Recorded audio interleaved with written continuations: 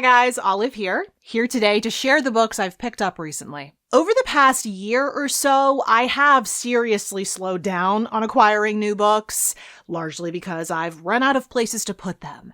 But here and there, I have picked up the occasional book. I've gotten some as gifts, gotten some from publishers, and I have a nice little stack going. So let's take a look. Like I usually do, I'll start off by talking about fiction, and then eventually I'll move into talking about all the nonfiction books I picked up.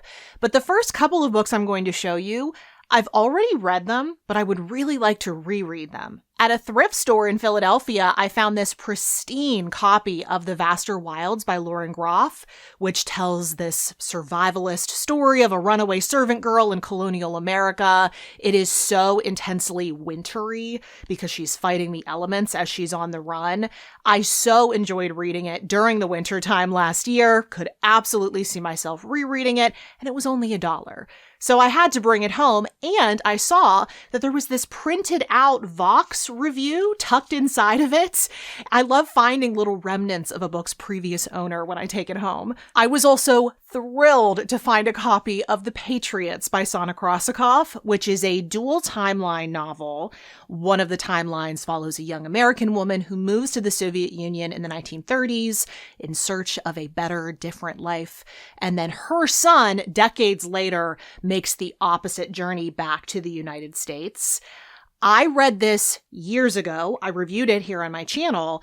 I loved this, but I guess at the time, I thought I was never going to reread this. I tend to get rid of novels that I don't think I'm going to want to reread.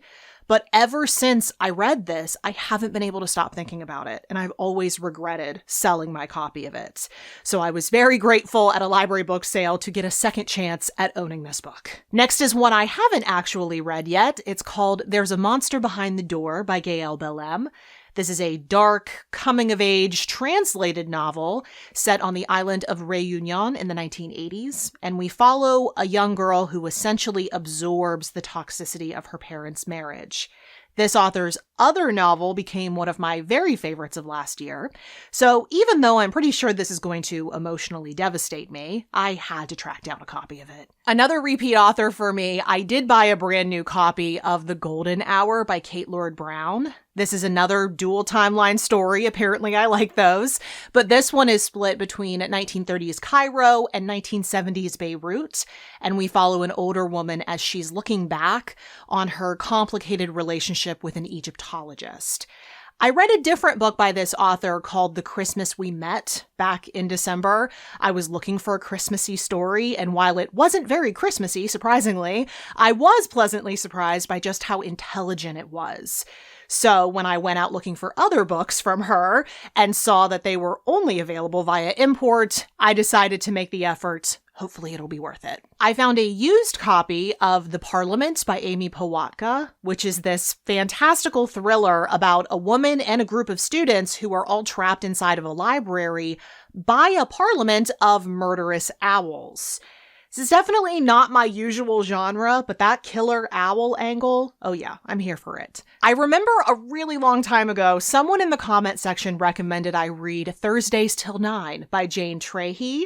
It is set in 1979. It's an epistolary novel, so it's told entirely through letters, memos, newspaper ads, that kind of thing. And it's all about working in a department store. It sounds a little whimsical, a little kooky, maybe kind of like Where'd You Go, Bernadette meets 84 Charing Cross Road. It sounds like something I would enjoy. I was also lucky enough to be contacted by the good people over at Roxanne Gay's new imprint. They reached out to me and offered to send me a box full of some of their new titles and also some other goodies, which I happily accepted. And one of the books in the box was The Hitch by Sarah Levine. A bizarre story in which a 6-year-old boy starts channeling the spirit of a dead corgi.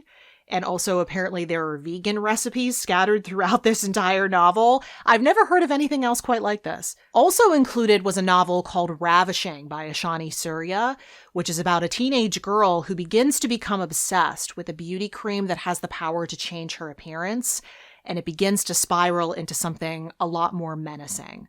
Nighttime skincare routines everywhere. Hate to see this book coming. They also sent 2 nonfiction titles. Race Book by Tochi Onobuchi, a memoir in essays that all explore the internet's role in shaping racial identity and public health narratives.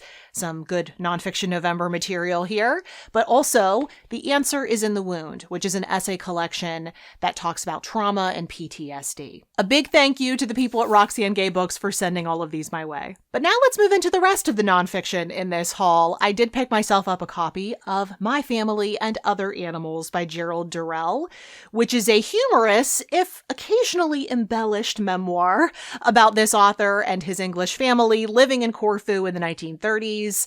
Apparently it's full of wildlife encounters, and it's the first in a trilogy, so if I enjoy it, there's more waiting. Another animal memoir I picked up is called Love, Life, and Elephants by Daphne Sheldrick, which is all about this author's experience living in Africa in the 19th century and her pioneering wildlife conservation work. I have one more book on wildlife to show you, although I have already read it. There's a reason why I got it in paperback.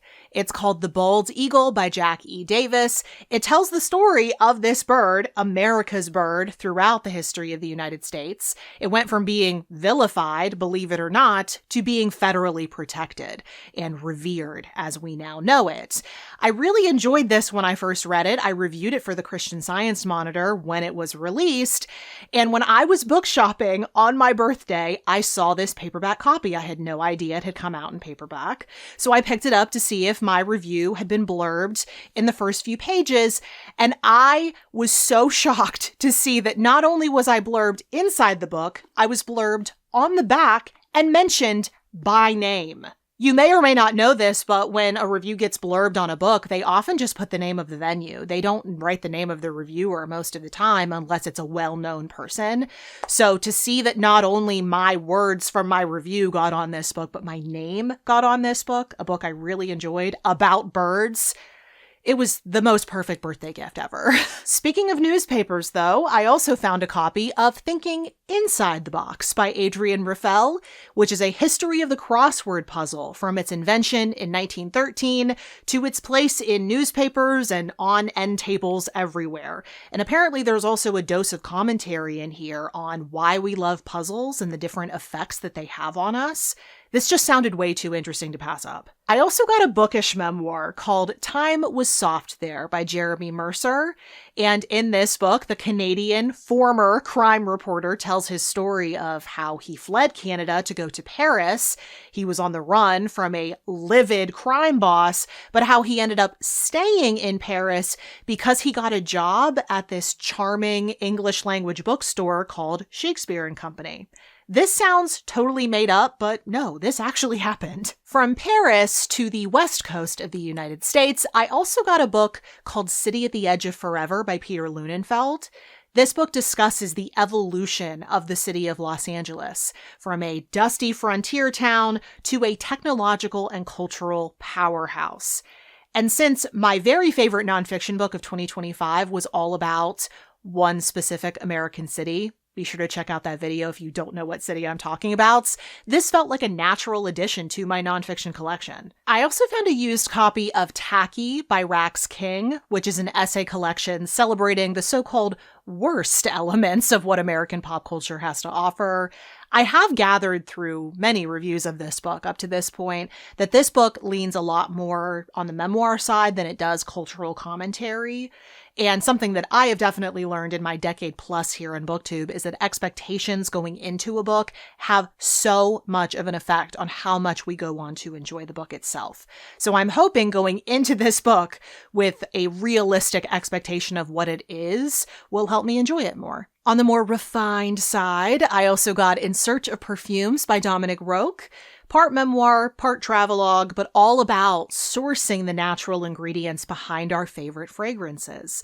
I fully blame the author/journalist Rachel Syme for my growing interest in perfumes, and this sounded so captivating. Staying in that sensory realm, I also picked up Foreign Fruit by Katie Go, a book ostensibly about oranges, but apparently it also touches upon topics like culture, history, identity, and even the environment. After spending this winter eating my body weight in caracaras, this felt timely. On the topic of consumables, although I use that description loosely when it comes to the topic of this book, I finally picked up an anticipated release of quarters past called Malort by Josh Knoll. It tells the story of how this frankly revolting sounding, very bitter Chicago-based liqueur has managed to survive for over a century. Watching people try not to gag and or vomit as they are drinking Malort has become one of my favorite types of content on the internet these days. It never fails to make me laugh. So while I'm not sure I could survive actually consuming Malort myself, I will read a whole book about it. And to close out the food section, I simply could not resist this gorgeous copy of Black Sea by Caroline Eden with the sprayed pages and everything. This is travel/food writing that centers on the people and the interconnected culinary cultures of 3 cities that border the Black Sea. I don't have a lot of travel planned for 2026, sadly, but at least I can travel on the page. Continuing east, I also picked up a copy of The White Birch by Tom Jeffries. And instead of food, this book centers on what is the tree of Russia, the white birch, and all of the power, beauty, and significance they hold in Russian culture as both symbols and living beings. I have birch tree decorations all over my living room, so buying this was a no-brainer. I have one final Russia-related book to show you in this haul called Motherland by Julia Yaffe, which seems to simultaneously be an overview of the role of women within Russia and the Soviet Union, a collection of profiles of famous women from the area, but then also personal histories of women within the author's family. I've had my eye on this one for quite some time. I had it on my wish list, but I didn't get it for Christmas. So I used a gift card to an indie bookstore. I completely forgot I had it. That was a nice surprise. I used it to help me buy this book. I just wish I would have bought it sooner, because I read some, let's say, less than stellar books by women named Julia for my author name project, and I suspect that this would have been a Julia I would have enjoyed a lot more. On the topic of admirable women, though, a book I did get for Christmas from my husband is Uncommon Favor by Dawn Staley, a memoir from the basketball legend. A former WNBA player, she is now the head coach of the women's basketball team at the University of South Carolina. They have been a powerhouse in recent decades ever since she took over the program. I was elated to share an arena with her in late January, unrivaled the new 3-on-3 women's basketball league, played a couple of games in Philly, and that was my Christmas gift for my best friend. She got us tickets to go. So I got to be in the same arena, in the same place as Dawn Staley.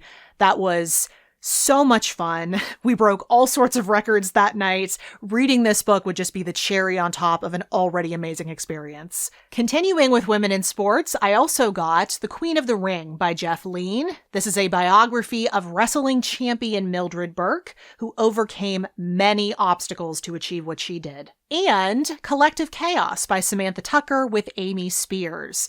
This is a memoir that provides a glimpse into the relatively new sport called roller derby and how it's become very quickly a home for several historically marginalized groups.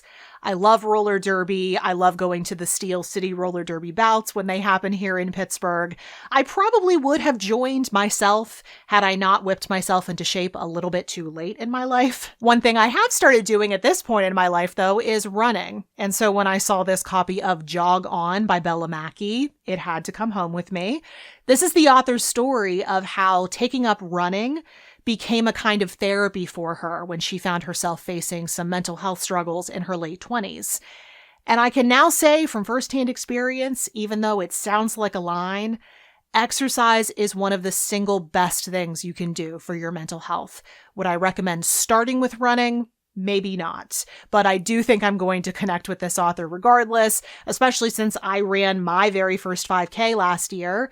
I want to do another one this year. I'm training to do it in under 30 minutes, and maybe this book will give me some motivation. So those are all the books that I've picked up recently. Reflective, as always, of my slightly chaotic collection of interests. Let me know if you've read any of these, if you want to read any of them, or if you have any suggestions of books that I should add to my ever-growing pile of books to read. Remember, it's not hoarding if it's books.